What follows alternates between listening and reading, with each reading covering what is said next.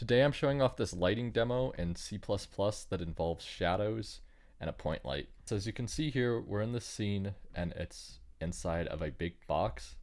And inside this box, we have 4 different cubes. Now, if we push the space bar, that will freeze the point light, which if we unfreeze it, just follows the camera. So when we push freeze, you can see that all the shadows reflect from the point. So the point light's right there where I'm looking, like right there. And if we fly around, we can see that it casts a shadow on the walls, and it casts it in multiple directions. And if we push space again, we can fly around some more, and let's say we put it like right here. You can see that we get a big shadow there, and then we get some shadows down here and a shadow on this wall.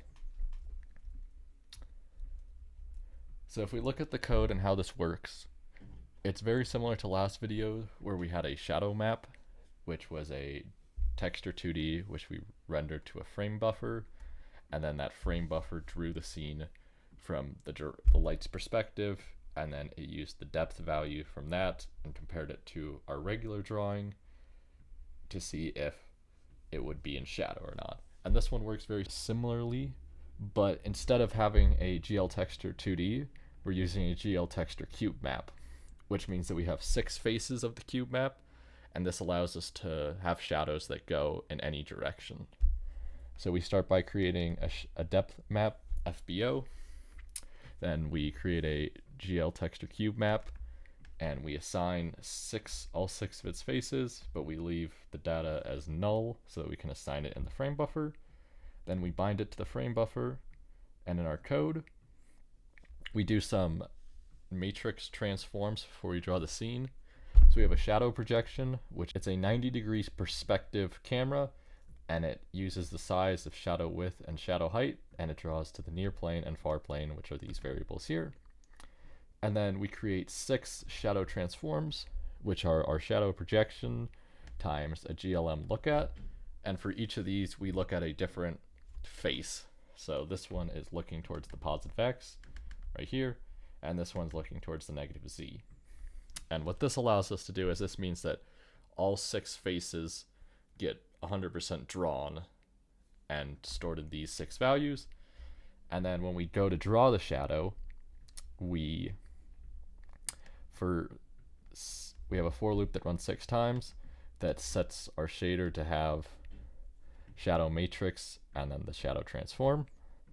And then we render the scene, which is just a function that draws the cubes, to our simple depth shader, and then we bind the frame buffer back to default, and then we draw the scene as normal.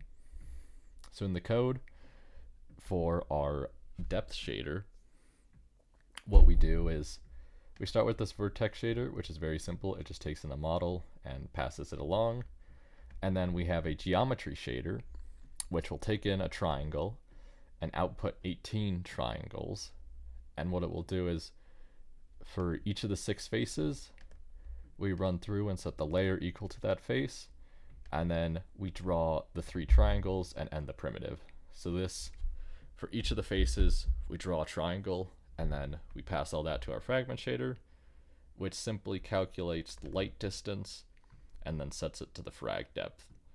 And then this allows us to, in our fragment shader, we can sample. So if we look down here, we can use a texture with our depth map, which is our cube map, and then we add the position, the frag to light, and then a grid sampling disk. And that is our big array of vectors, and each of these is just a slight offset. And what this does is, when we run it, this gives us those smooth shadow borders, and without this it would just be a sharp line instead of a smooth transition. And then down here we have a very simple lighting setup. We simply draw the ambient, the diffuse, the specular, and then we create a shadow variable, which is just the result of shadow calculations up here. And then we times 1 minus shadow by diffuse and specular. So if it's in a shadow, it will be equal to 1, which will set this to 0, which will cancel out diffuse and specular, and that creates that shadow effect.